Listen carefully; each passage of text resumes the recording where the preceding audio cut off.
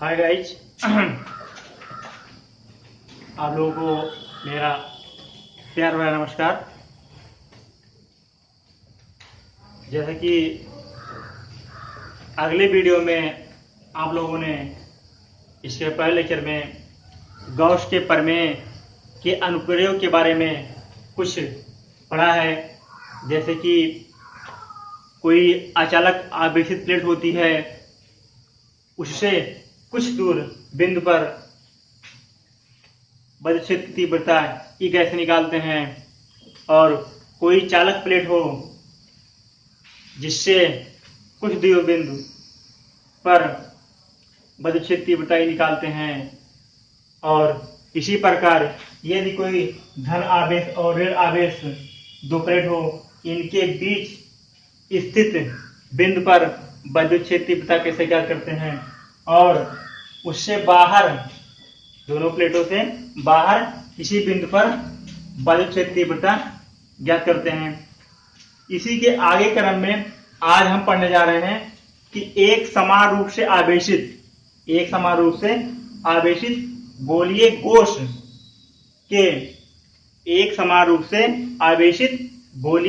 के पृष्ठ पर तथा पृष्ठ के बाहर और पृष्ठ के अंदर किसी भी बिंदु पर विद्युत क्षेत्र तीव्रता कैसे ज्ञात करेंगे। आज के लेक्चर में हम इसके बारे में डिस्कस करेंगे। तो आइए हम देखते हैं। सबसे पहले मैं आप लोगों को यह बताना चाहता हूं कि जब कभी भी आप पढ़ने बैठते हैं या पढ़ने बैठे हुए हैं तो आप कॉपी और कलम लेकर जरूर बैठें और वीडियो को ध्यानपूर्वक देखें। और जहां पर आपको ये जरूरत लगे, महसूस हो ये नोट करने का पॉइंट है, उसे बार बार नोट करें, प्रैक्टिस करें। एक बार आप वीडियो को ध्यानपूर्वक देखें, उसके बाद आप उसे रफली प्रैक्टिस करें। बगैर अभ्यास किए हुए कुछ आने वाला नहीं है। जैसा कि कोई भी चीज होता है, बगैर प्रयोग किए, प्रैक्टिकल किए, प्रैक्टिस किए कुछ अच्छे तरीके से याद नहीं होता है। उसी प्रकार से क्या है, मतलब किसी भी क्षेत्र में जाएंगे तो प्रैक्टिस करना बहुत जरूरी है। तो हम आप लोग को ये बताना चाहते हैं कि आप मेरी बातों को ध्यानपूर्वक सुने और जो नियम दिए जा रहे हैं उनको फॉलो करें। तो आइए हम इसी के क्रम में देखते हैं कि कोई आवेशित गोलीय कोश होता है जिसके बाह्य बिंदु पर, अंदर बिंदु पर और उसके पृष्ठ पर अर्थात सतह पर विद्युत क्षेत्र तीव्रता क्या होती है। आइए देखते हैं।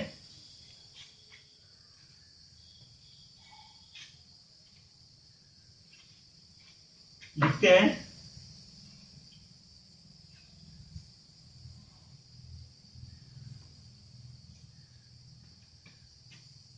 एक समान रूप से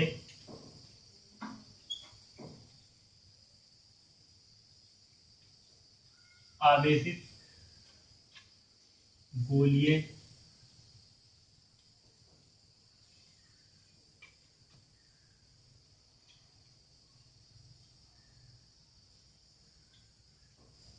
कोश के कारण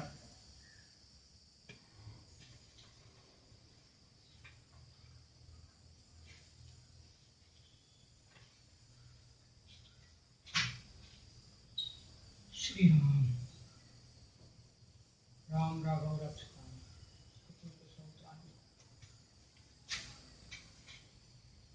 मौसम बदल गया।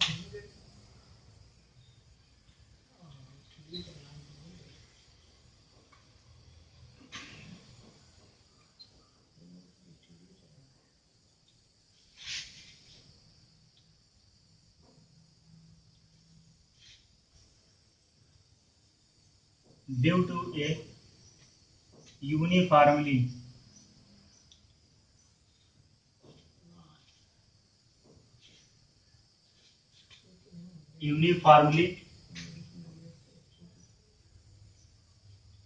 charged spherical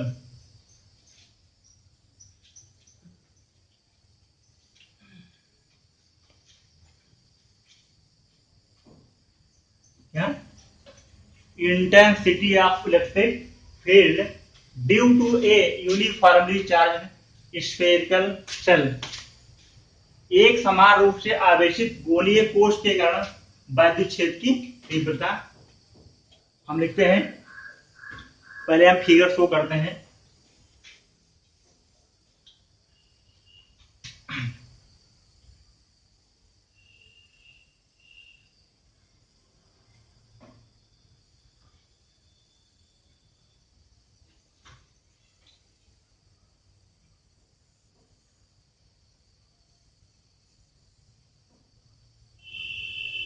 ये क्या है? हमारा यूनिफॉर्मली चार्ज्ड स्फेरिकल शेल है क्या, जिसकी रेडियस क्या है? आर है, सेंटर ओ है, और इस पर एक समान रूप से धन आवेश वितरित है।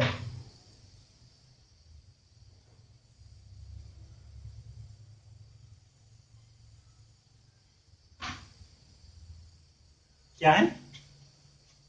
इसका सेंटर ओ है और जिसकी त्रिज्या आर है, और इसके पृष्ठ अर्थात जो ये गोलीय कोश है, इस गोलीय कोश के पृष्ठ पर समान रूप से आवेश वितरित है, जिसके कारण इस पर हर जगह पर त्रिज्या वो क्या कहते हैं, वैद्युत क्षेत्र क्या होगा? समान होगा, नियत होगा। और वैद्युत क्षेत्र ई की दिशा गोलीय कोश से बाहर तरफ होगी। क्या? गोलीय कोश के बाहर तरफ होगी, जिस पर हमें इसके बाहर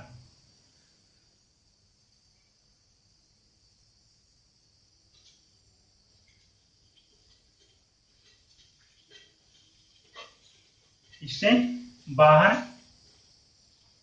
किसी बिंदु पर, मान लेते हैं बिंदु P है, हमें क्या निकालना है? वैद्युत क्षेत्र तीव्रता ई ज्ञात करना है। ये हमें निकालना है किसी बिंदु पर। हम यहां पर क्या करते हैं, और इसके भीतर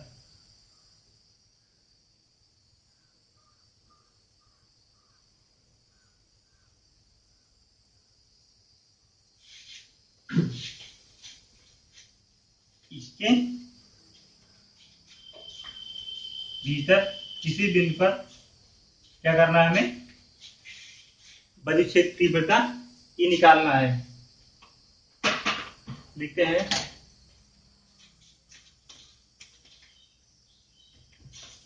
माना एक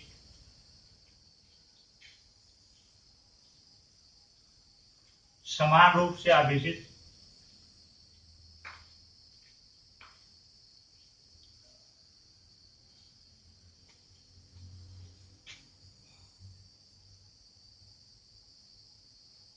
एक गोलीय कोश है,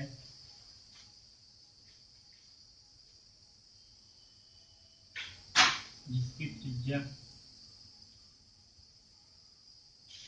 आर है। क्या है? जिसकी त्रिज्या आर है, केंद्र ओ है, तथा जिसकी सतह पर या जिसके पृष्ठ पर प्लस क्यू आवेश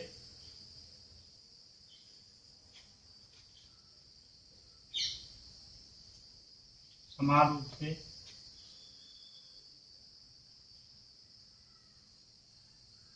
वितरित है।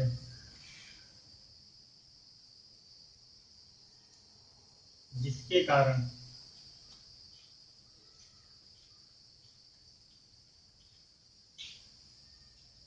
वैद्युत क्षेत्र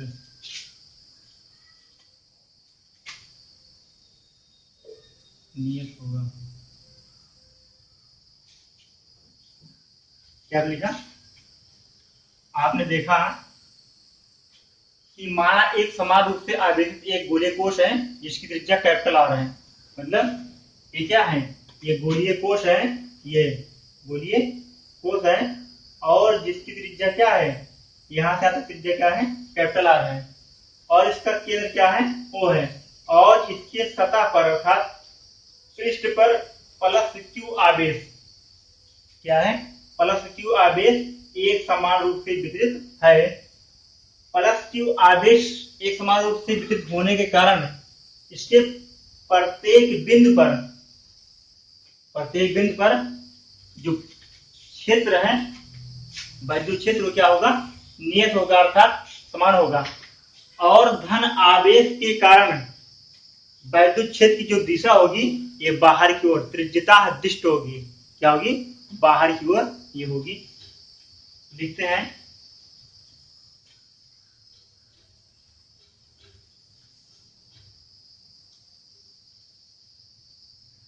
माना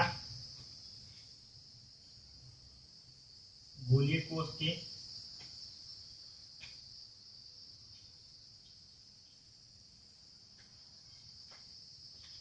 बाहर बिंदु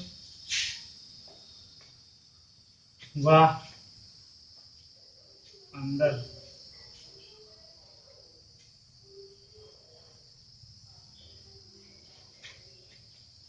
बिंदु पर तथा गोलीय कोश की सतह पर,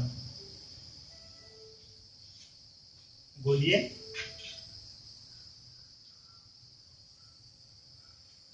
कोश की सतह पर हमें वैद्युत क्षेत्र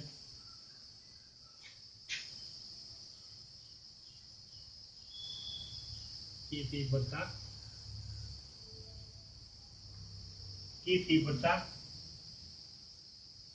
की गणना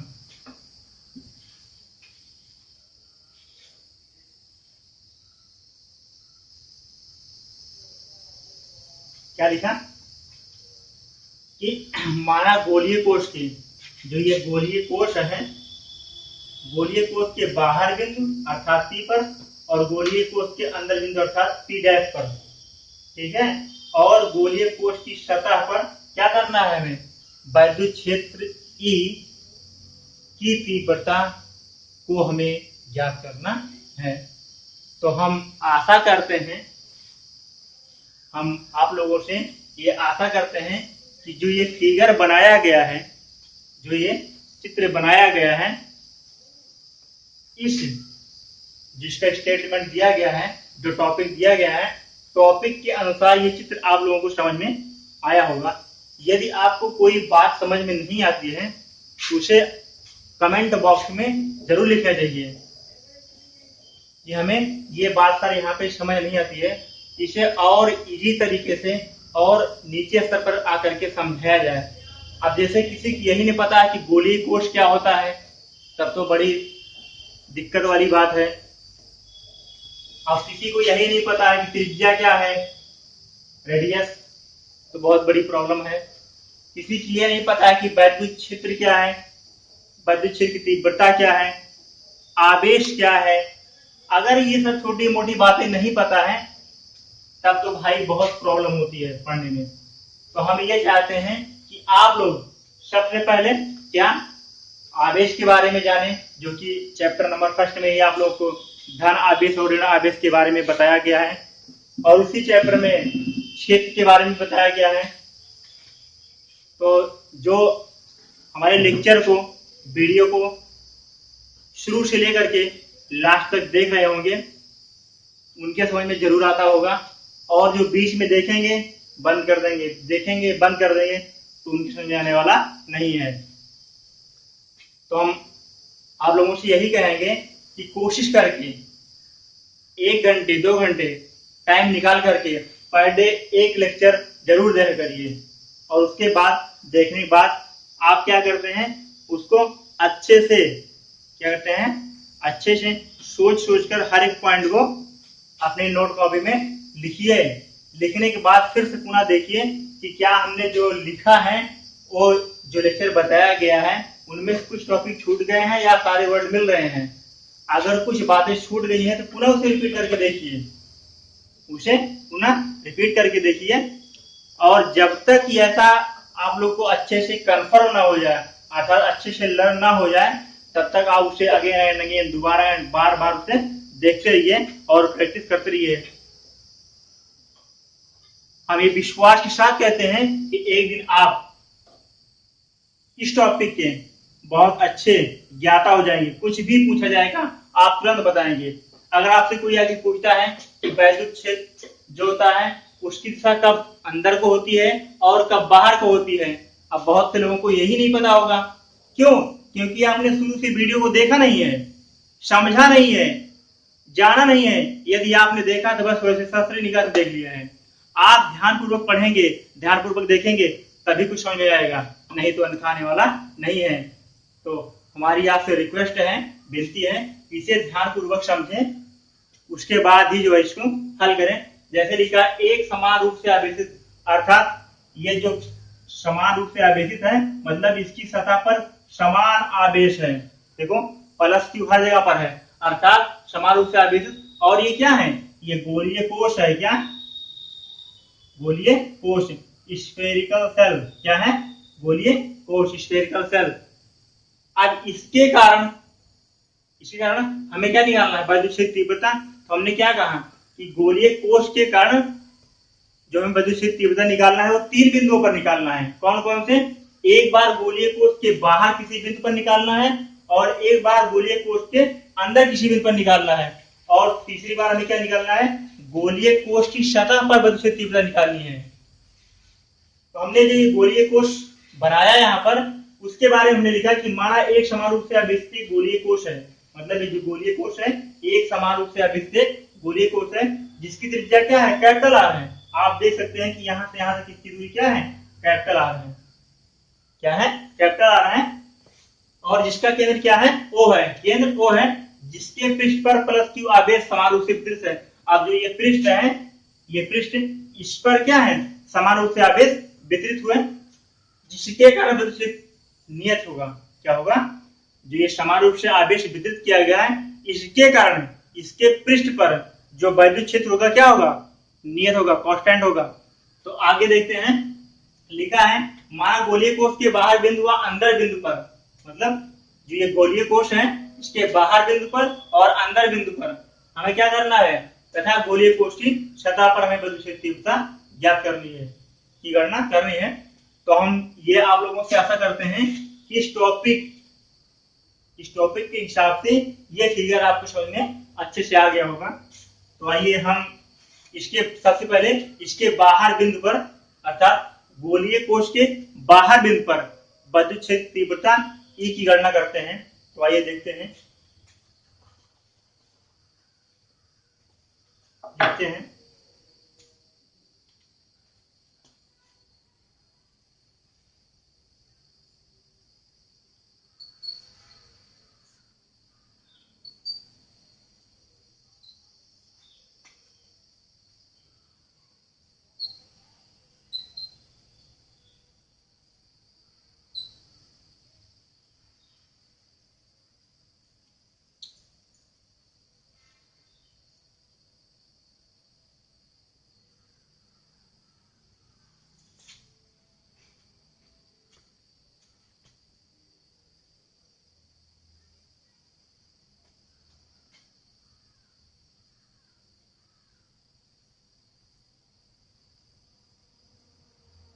एट एक्सटर्नल पॉइंट, एट ए एक्सटर्नल पॉइंट मतलब कि बाहर बिंदु। तो बाहर बिंदु जो है हम क्या करते हैं? इस सेंटर से, अर्थात ओ से, ये जो आर है, आर से बड़ी दूरी लेते हैं, जिसको लिखते हैं स्मॉल आर। क्या? स्मॉल आर से एक पॉइंट पी लेते हैं। क्या लेते हैं? पॉइंट पी लेते हैं। और इस पी पर हमें क्या निकालना है? वैद्युत क्षेत्र तीव्रता ज्ञात करनी है। जो ये पॉइंट पी है, इस वैद्युत क्षेत्र तीव्रता निकालनी है। तो इस पॉइंट पी से हम क्या करते हैं? एक गॉसियन पृष्ठ खींचते हैं। क्या? एक गॉसियन पृष्ठ खींचते हैं। ऐसे क्या करते हैं? एक गॉसियन पृष्ठ खींचते हैं। क्या किया हमने? जिस बिंदु पर हमें विद्युत क्षेत्र की तीव्रता ई को ज्ञात करना है। हम क्या करते हैं, उस बिंदु से होकर के एक गॉसियन पृष्ठ खींचते हैं और पृष्ठ की सतह पर एक छोटा आयत क्षेत्रफल क्या लेते हैं, डीए कहते हैं, डीए, जिसका क्षेत्रफल वेक्टर क्या होगा, क्षेत्रफल वेक्टर क्या होगा, डी ए। ऐसे ये क्या है, ये क्षेत्रफल वेक्टर है, इसे हम लिखते हैं क्षेत्रफल वेक्टर और फिर लिखते हैं क्षेत्रफल अवयव, अर्थात छोटा हम क्या लेते हैं, क्षेत्रफल लेते हैं। तो इस छोटे क्षेत्रफल से हो करके जो ये धन आवेश है, तो धन यहाँ पर क्योंकि धन आवेश समान रूप से वितरित है, जब ये जो धन आवेश है समान रूप से वितरित है, तो इस तो इसके कारण जो उत्पन्न विद्युत क्षेत्र होगा वो भी क्या होगा, समान होगा। तो यहाँ से जो वैद्युत बल रेखाएं निकलती हैं, तो इस छोटे अवयव से हो करके जाने वाली वैद्युत बल रेखाओं की संख्या को हम क्या बोलते हैं, वैद्युत फ्लक्स बोलते हैं, जिसे हम क्या किससे नोट करते हैं, फाई इसे लिखते हैं। तो चूंकि ये छोटा अवयव क्षेत्रफल है, इसलिए यहाँ पर क्या होगा, छोटा डी फाई होगा, अर्थात वैद्युत फ्लक्स भी क्या होगा, छोटा। अर्थात अगर हम इसे क्षेत्रफल अवयव डीए लिखते हैं, तो यहाँ पर जो वैद्युत फ्लक्स लिखेंगे उसे क्या लिखेंगे, डी फाई ई, क्या लिखेंगे, डी फाई ई। और यहाँ पर जो वैद्युत क्षेत्र है, क्या यहाँ पर जो विद्युत क्षेत्र है वो क्या है, वेक्टर ई है, क्या, वेक्टर ई। दोनों अर्थात क्षेत्रफल वेक्टर डीए और विद्युत क्षेत्र ई दोनों की दिशा क्या है, इस पृष्ठ के लंबवत है, पृष्ठ के जो ये क्षेत्रफल डीए है इस पृष्ठ के लंबवत है, अर्थात दोनों के बीच कोण क्या है, 0 अंश है, क्या है, 0 अंश है। तो आइए इसके बारे में लिखते हैं थोड़ा। माना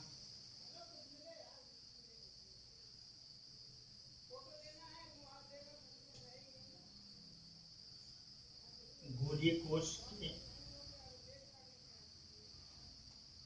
केंद्र O से स्मॉल आर, क्या, स्मॉल आर दूरी, जो कि R is greater than capital R, मतलब जो ये दूरी है ये इससे क्या है, बड़ी है, क्या है, ज्यादा है। तो हम यही लिखते हैं, हमारा गोलीय कोश के केंद्र O से आर दूरी पर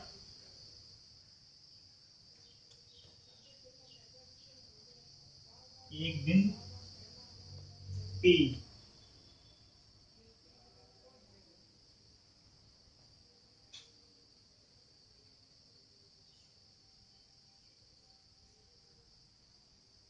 इस पर हमें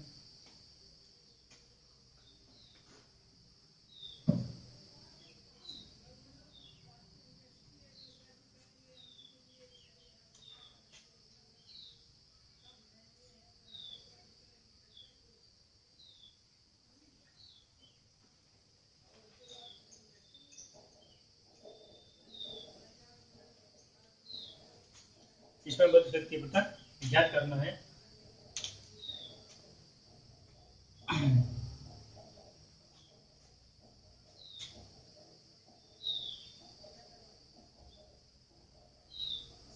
हम बिंदु P से होकर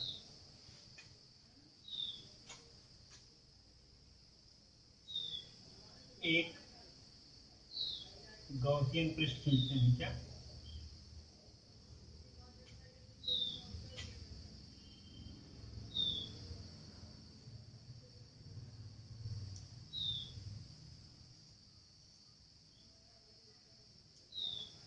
क्या करते हैं, हमने कहा बाहर एक बिंदु P लेते हैं और P से हो करके एक गॉसियन पृष्ठ क्या करते हैं, एक गॉसियन पृष्ठ खींचते हैं, क्या खींचते हैं, गॉसियन पृष्ठ P खींचते हैं। लिखेंगे चूंकि सममित मतलब कि समान, सममित आवेश वितरण के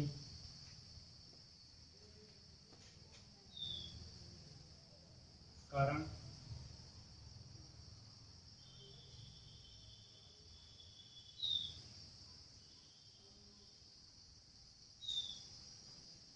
गॉसियन पृष्ठ की प्रत्येक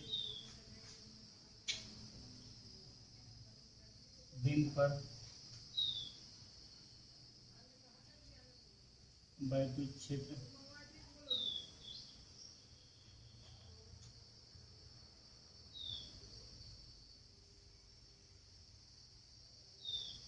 समान होगा। मैंने क्या कहा कि जो ये गॉसियन पृष्ठ है इसके चारों तरफ क्या है, गॉसियन पृष्ठ है के जो गॉसियन पृष्ठ है इसके प्रत्येक बिंदु पर वैद्युत क्षेत्र समान होगा। क्यों? क्योंकि जो ये सतह है, ये गोलीय कोश की सतह है, इस पर क्या है, आवेश समान रूप से वितरित है। इसलिए हम क्या करते हैं, आगे लिखते हैं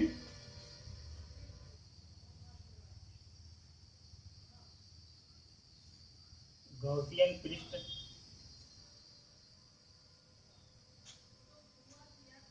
की बिंदु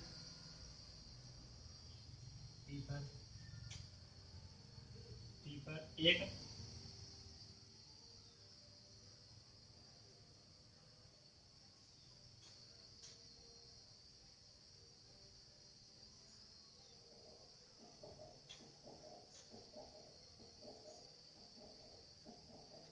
छोटा आयो क्षेत्रफल दिए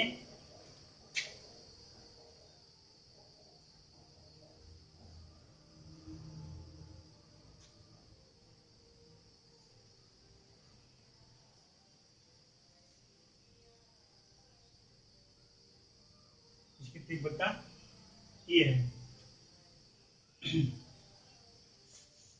क्योंकि हमने क्या लिखा कि छोटा क्षेत्रफल और क्या लेते हैं, डी लेते हैं, और जिसकी तीव्रता टी है। तो आगे लिखते हैं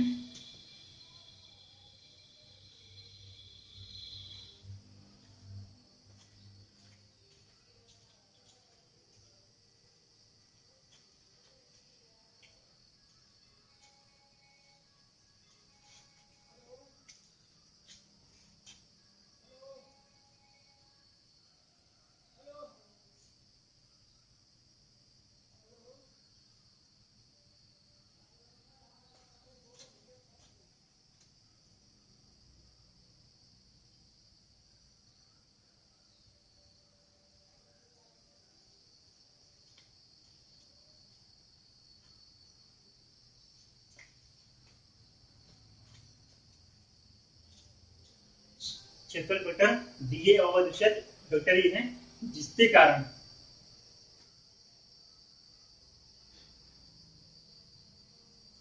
ठीक है वैद्युत क्षेत्र वेक्टर ई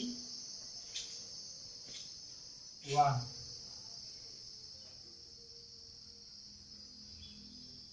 क्षेत्रफल वेक्टर डीए से होकर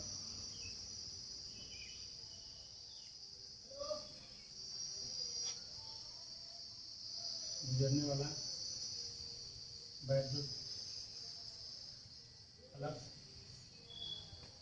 डी पाई ई बराबर vector E dot vector D. आपने क्या लिखा कि जो ये छोटा अवयव क्षेत्रफल लिया गया है, ये छोटा अवयव क्षेत्रफल लिया गया है, इसका क्षेत्रफल वेक्टर क्या है, डीए है, और वैद्युत क्षेत्र क्या है, ई है, जो कि इस क्षेत्रफल के लंबवत अर्थात इसके बाहर की ओर क्या है, दिष्ट है। तो इनके बीच कोण क्या होगा, जीरो होगा। क्या? चूंकि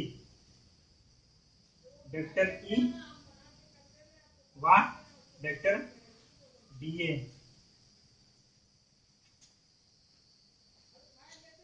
के बीच कोण 0 है, इसलिए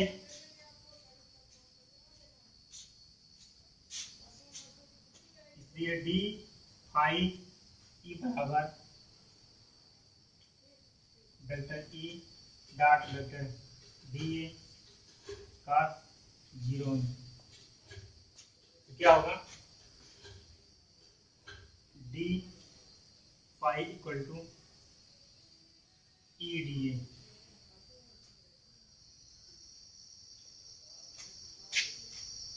आगे लिखते हैं। तो हम अब क्या बता रहे थे, हमने कहा कि अब तक जो हमने डी फाई निकाला था वो क्या था, इस छोटे क्षेत्रफल अवयव डीए से होकर गुजरने वाला जो वैद्युत फ्लक्स था वो क्या था हमारा, D phi E equal to था ई डी ए। क्या था, ई इंटू डी ए।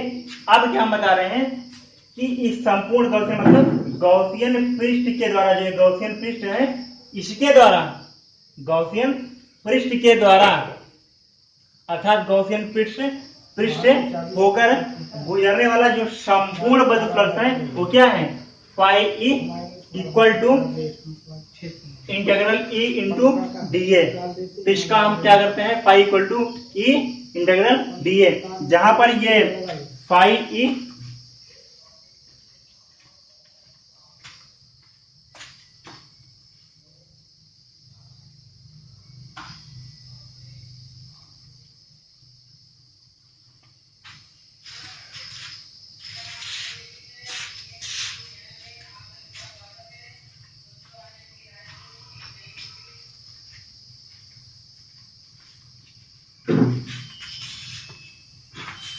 हम इसको लिखते हैं phi E equal to E into A, या फिर लिखते हैं phi E equal to E into 4 pi R square, जहां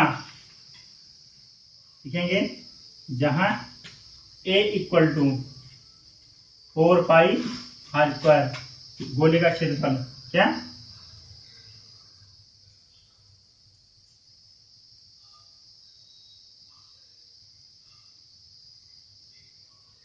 क्या है ये, जो ये स्फेरिकल चार्ज पॉइंट, क्या ये क्या है, ये गोलीय कोष है ना, गॉसियन पृष्ठ क्या है, गोलीय कोष है। तो गोले का जो क्षेत्रफल होता है क्या होता है, 4 पाई आर स्क्वायर। वहां से हमारा ये निकला phi E equal to E into 4 pi R square. इसको हम डालते हैं इक्वेशन नंबर फर्स्ट, क्या इक्वेशन नंबर फर्स्ट। अब इसके आगे हम जानते हैं, क्योंकि गॉस के नियम से, जो गॉस की प्रमेय है उनके नियम के अनुसार क्या होता है, फाई ई इक्वल टू होता है क्यू अपॉन एप्सिलॉन नॉट। क्या होता है, क्यू अपॉन एप्सिलॉन नॉट। तो वहां से हम क्या करेंगे,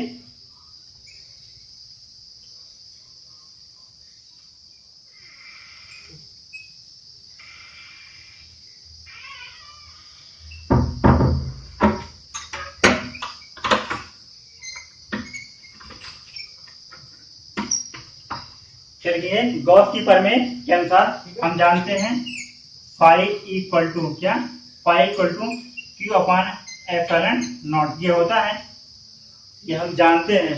तो हम यहां चलते हैं, इन दोनों को हम कंपेयर करते हैं, कहते हैं कंपेयर करते हैं, क्या आ जाएगा, इक्वल टू, यहां से इक्वल टू वन निकल सकता है, क्या निकलता है देखते हैं।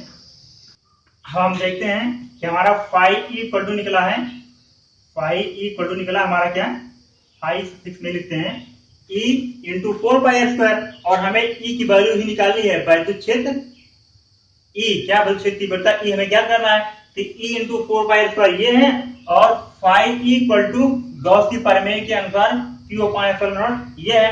तो हम ये दोनों क्या है, आपस में बराबर है, इसलिए ये दोनों आपस में बराबर होंगे। तो हम लिखेंगे यहाँ पर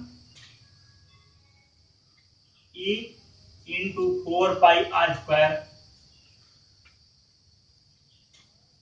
equal to Q upon epsilon naught, या फिर हम यहां लिखेंगे इक्वल टू क्यू अपॉन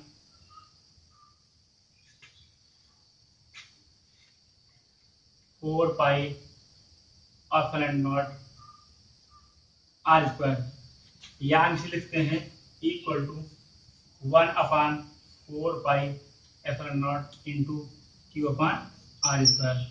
हम इसे ऐसा भी लिख सकते हैं। ये क्या निकला हमारा, मतलब ये इस गौसियन पृष्ठ से होकर गुजरने वाला, अर्थात गौसियन पृष्ठ पर संपूर्ण क्या निकला, संपूर्ण विद्युत क्षेत्र तीव्रता ई निकली, जिसे हम लिखते हैं ई बराबर 1/4πε0 इंटू Q/r²। जहां पर हम लिख सकते हैं कि जो ये आर है, ये आर इज ग्रेटर देन है आर से। क्यों? क्योंकि जो ये आर है, ये आर ज्यादा है, ये आर कम है। क्या? जो ये आर है, ये स्मॉल कैपिटल आर ये कम है, बट ये ज्यादा है, इसलिए हम ये लिख सकते हैं। तो ये हमारा रहा किस, मतलब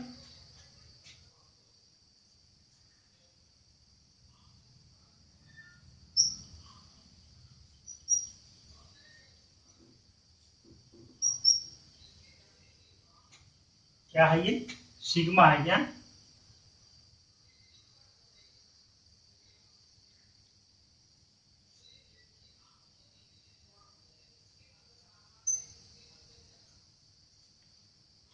Q इक्वल टू क्या जाएगा, 4πr² सिग्मा।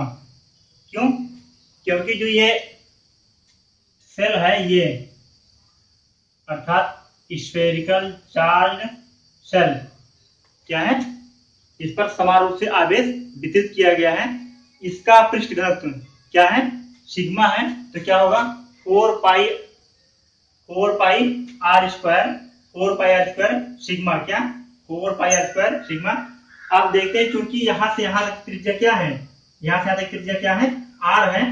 तो इस जो यहां से यहां तक की त्रिज्या है, कैपिटल R है, तो ये क्या होगा इसका 4πr²। और हम इसी सेल पर क्या देखते हैं कि सिग्मा इसका क्या है, पृष्ठ घनत्व है। यहाँ से क्या निकलेगा, 4πr² sigma. Q equal to, तो यहाँ से क्या होगा, हो जाएगा इक्वल टू 1/4π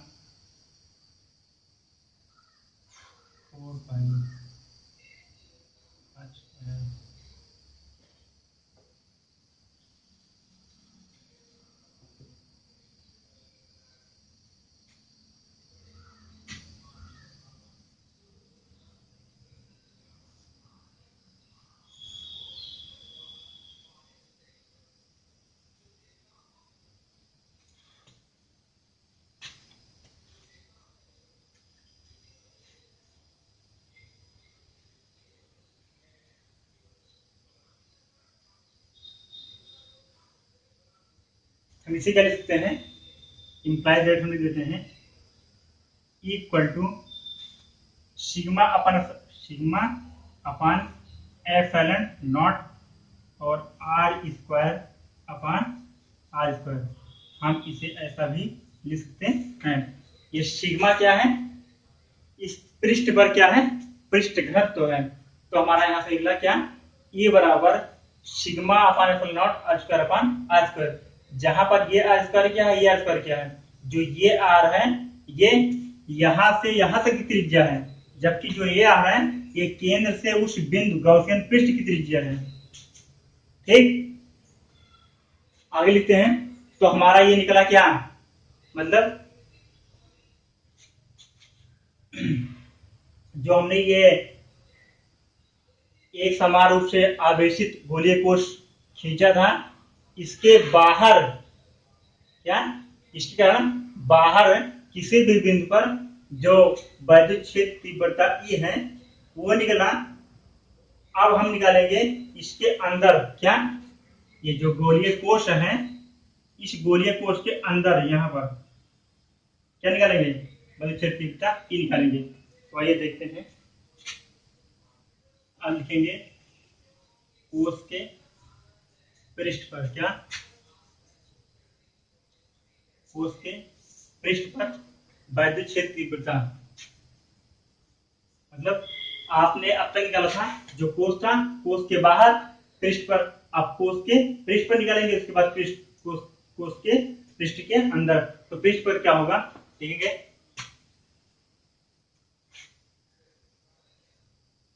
ऐड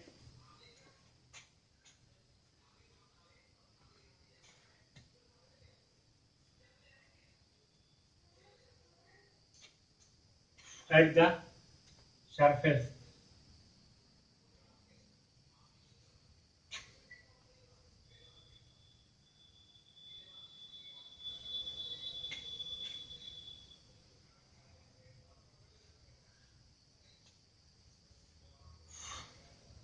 हाथ दर्द करने लगता है।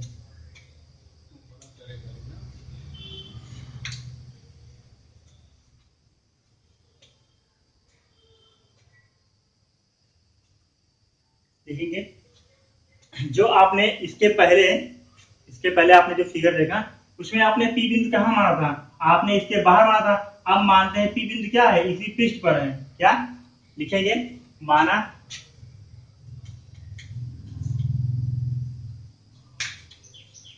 बिंदु पी गोलीय कोश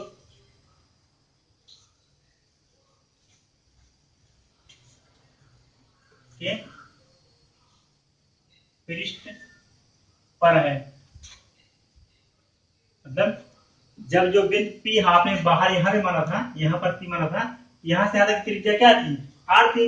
लेकिन अब ये बिंदु कहाँ आ गया, इस पृष्ठ पर आ गया। तो अगर ये बिंदु पी इस पर आ गया तो ये आर और ये आर दोनों बराबर नहीं हो गया, यहाँ लिखेंगे। इसलिए आर बराबर आर क्या, माना बिंदु पी गोलीय कोश के पृष्ठ पर है तो आर बराबर आर, अर्थात कैपिटल आर और स्मॉल आर क्या होंगे, दोनों बराबर होंगे। और हमें इसी बिंदु पर क्या निकालना है, बद्धक्षेत्र की तीव्रता ई को निकालना है। तो हम क्या करेंगे, जो पहले हमने दोनों सूत्र निकाला है, एक आपने लिखा है ई बराबर 1/4πε0 क्यू अपान आर स्क्वायर। दूसरा फिर एक लिखा आपने ई बराबर लिखा है,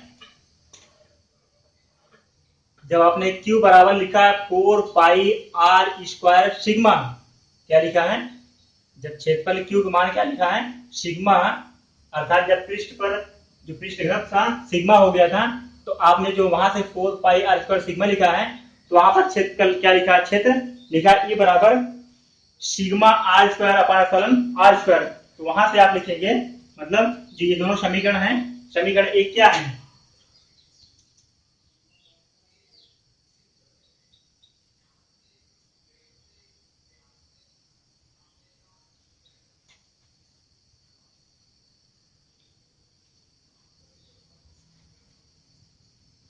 क्या है, Q/r²। और समीकरण दो क्या है, E बराबर है सिग्मा r²/r²। ऐसा कुछ लिखा है आपने, क्या, सिग्मा r²/r²। तो ये समीकरण नंबर हमारा 2 है। तो इन्हीं दोनों इक्वेशन में क्या, माना बिंदु जब आपने ये चीजें यहाँ पर निकाला था बिंदु पी पर, ठीक है, जो इस कोश से बाहर था, अब हम कोश के पृष्ठ की सतह पर निकालते हैं, तो बिंदु क्या हो गया, आर बराबर आ गया। तो इन दोनों पे जहां पर r² हम क्या लिखेंगे, यहाँ पे कैपिटल आर, स्मॉल आर यहाँ क्या लिख देंगे, कैपिटल आर। तो हमारा आ जाएगा क्या, कोश के पृष्ठ पर तीव्रता ई। हम लिखेंगे समीकरण 1 व 2 में, समीकरण 1 व 2 में r² अर्थात लिखेंगे r बराबर r रखने पर तो क्या है, तो होगा, लिखेंगे गोलीय कोश के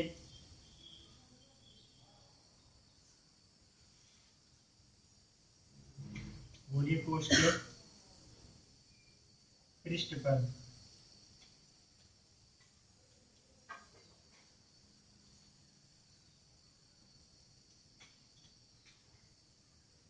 क्षेत्र की तीव्रता ई बराबर क्या हो जाएगा, 1/4πε0 Q अपान, जहां पर r² था, मतलब जहां पर ये आ रहा है वहीं पर ये आर लिखते हैं, हो जाएगा r²।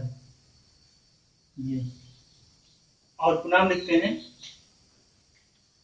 जब पृष्ठ घनत्व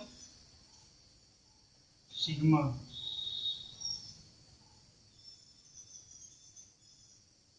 हो तो वैद्युत क्षेत्र की तीव्रता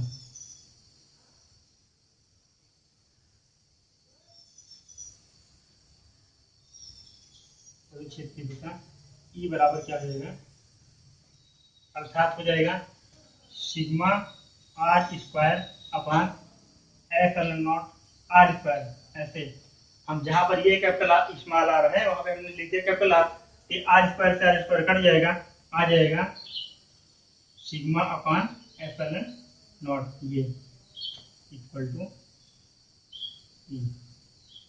ऐसा हम लिख सकते हैं। आपने देखा कि जो ये गोलीय कोश है इसकी सतह पर पी बिंदु पर हमने क्या लिख दिया, हमने वैद्युत क्षेत्र तीव्रता ये निकाल दिया। अब हम क्या निकालेंगे, गोलीय कोश के अंदर क्या है, गोलीय कोश के अंदर बिंदु लेते हैं और उस पर क्या निकालते हैं, वैद्युत क्षेत्र तीव्रता ये निकालते हैं। क्योंकि हम जानते हैं कि जो ये आवेश है, जो ये धन आवेश है इस गोलीय कोश की सतह पर समान रूप से वितरित है, लेकिन इसके अंदर तो नहीं है। इसके अंदर क्या है, जो ये गोलीय कोश है, ये गोलीय कोश बना है, गोलीय कोश के जो ये गोलीय कोश के बाहर पृष्ठ है इस पर जो समान रूप से आवेश वितरित है ये क्या है, गोलीय कोश के पृष्ठ पर है, ना कि इसके अंदर है। और जब इसके अंदर गोलीय कोश के अंदर आवेश नहीं है यहाँ पर वैद्युत क्षेत्र क्या होगा, जीरो होगा। क्या होगा, जीरो होगा। आइए देखते हैं कैसे होगा। गोलीय कोश के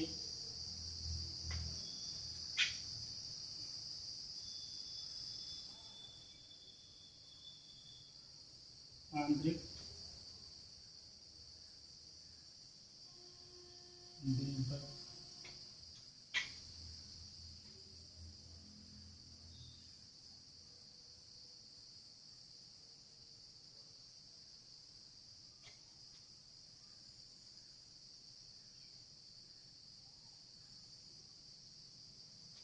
आपने क्या देखा, गोलीय कोश के आंतरिक बिंदु से तीव्रता एट इंटरनल पॉइंट,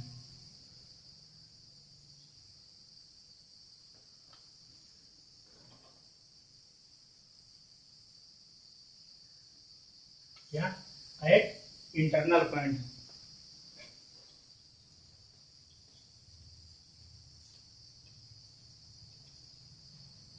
गोलीय कोश के भीतर एक बिंदु पी डैश है जिस पर वैद्युत क्षेत्र की तीव्रता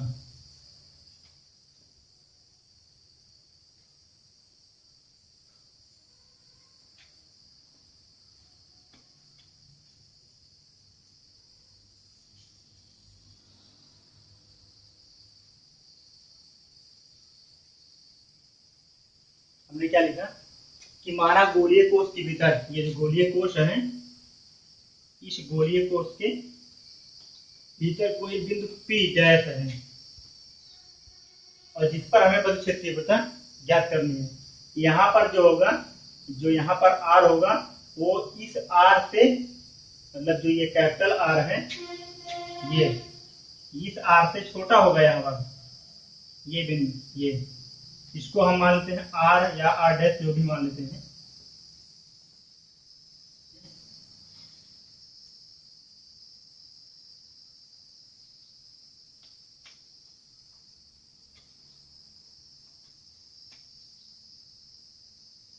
क्या जानते हैं, लिखा है क्योंकि हम जानते हैं, तो आप लोग क्या जानते हैं, आप लोग ये जानते हैं कि जो ये गोलीय कोश है, गोलीय कोश के पृष्ठ पर आवेश वितरित है, ना कि उसके अंदर।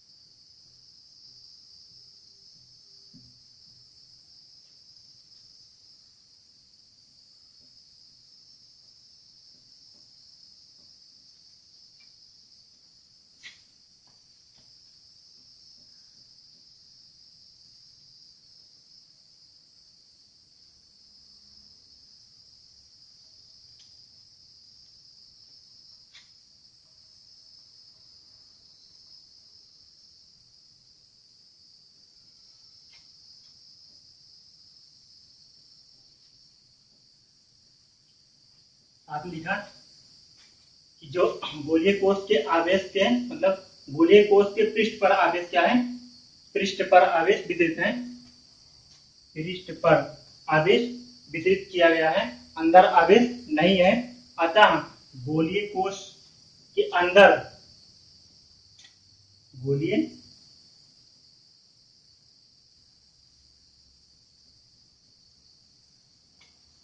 कोश के अंदर वैध फ्लक्स क्या होगा, 0 होगा।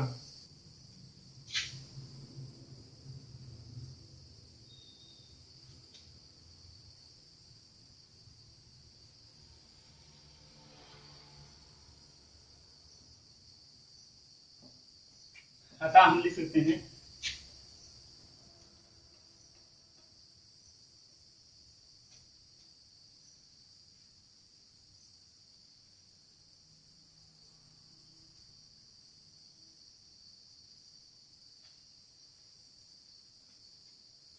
अतः हम लिख सकते हैं कि गोलीय कोश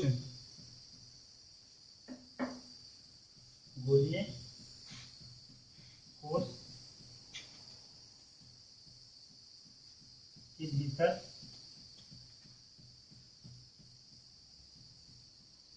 बिंदु पी डैश के होकर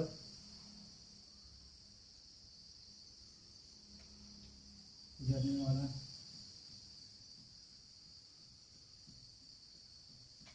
वैद्युत फ्लक्स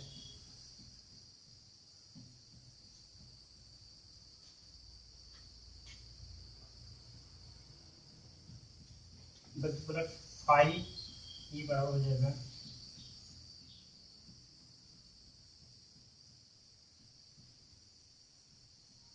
ई डी ए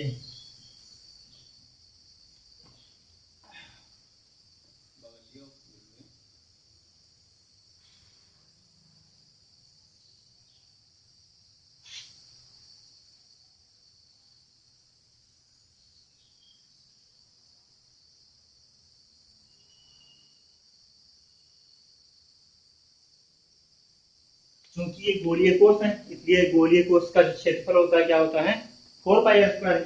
इसलिए ये बी ये बराबर क्या है, क्षेत्रफल है।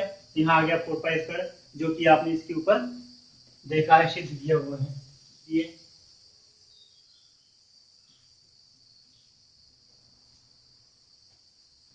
फाइव की जगह हम 0 लिखते हैं और ई इंटू 4πr² लिखते हैं। क्या लिखते हैं, जो फाइव ई है आपने लिखा है कि गोलीय कोश के भीतर बिंदु पी डैश से होकर गुजरने वाला वैद्युत फ्लक्स क्या होगा, 0 होगा।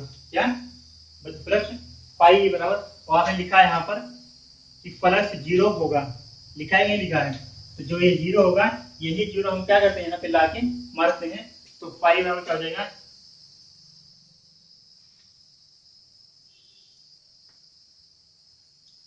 तो ये वैद्युत फ्लक्स फाइव बराबर ये होता है, और फाइव क्या है, 0, तो वैद्युत क्षेत्र तीव्रता क्या होगी, ई बराबर 0.4πr², अर्थात ई बराबर 0। हम लिख सकते हैं आगे,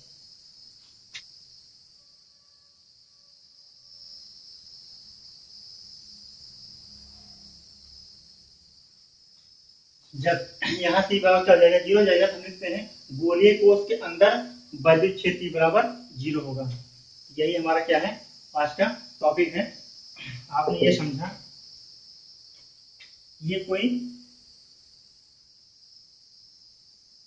क्या है, गोलीय कोश है जिसका केंद्र O है, क्या है, केंद्र O है, और O से एक क्या है,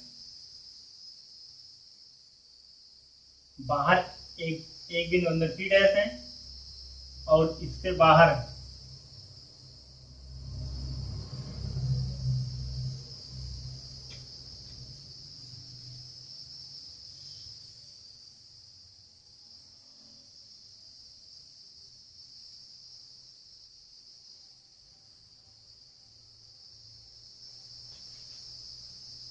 ये P है और ये P डैश है, और ये सतह है। तो आपने कहा था यहाँ पर समान रूप से इसे धन आवेश वितरित किया गया है। क्या है? समान रूप से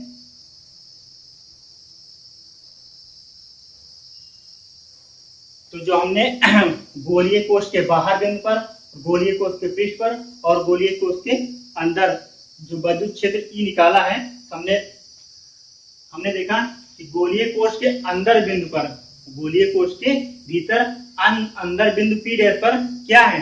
विद्युत क्षेत्र ई बराबर क्या है? 0। क्या है? विद्युत क्षेत्र ई बराबर 0 है।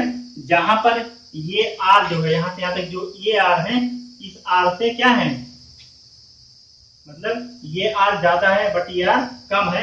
यहाँ पर क्या होगा? लिखते हैं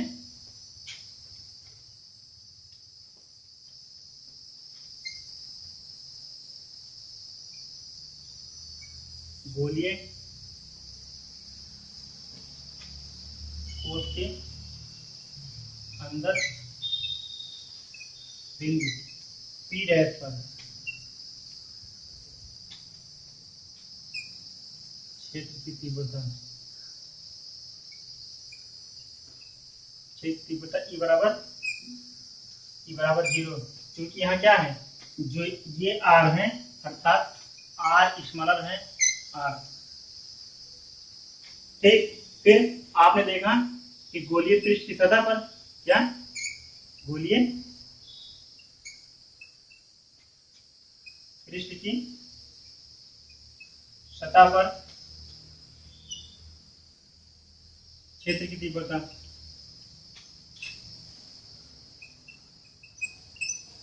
यहाँ पर ई बराबर क्या है,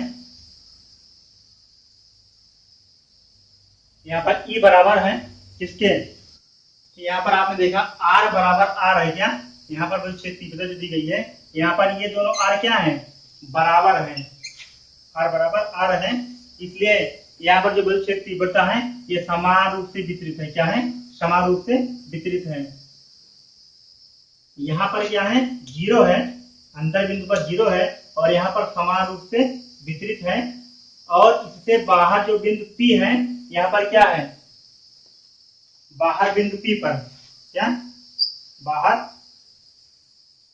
बिंदु P पर क्या होगी, E बराबर किसके, 1/r², अर्थात इसके रूप में क्या होती है, बढ़ती है अर्थात घटती है। क्या है? घटती है। यहाँ पर इस पर 0 होती है, यहाँ पर होती है और यहाँ पे और ज्यादा घट जाती है। देखते हैं, ये है। तो आप लोगों हम आशा करते हैं कि आप लोगों के समझ में ये टॉपिक अच्छे से आ गया होगा।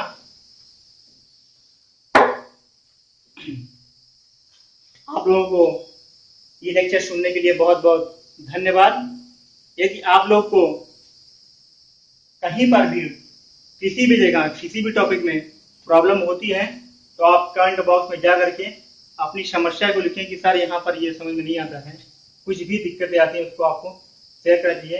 यदि आपको हमारे वीडियो समझ में आता है तो इसे लाइक करें और अपने दोस्तों को हेल्प करें, इसको शेयर करें और हमारे चैनल को सब्सक्राइब करें।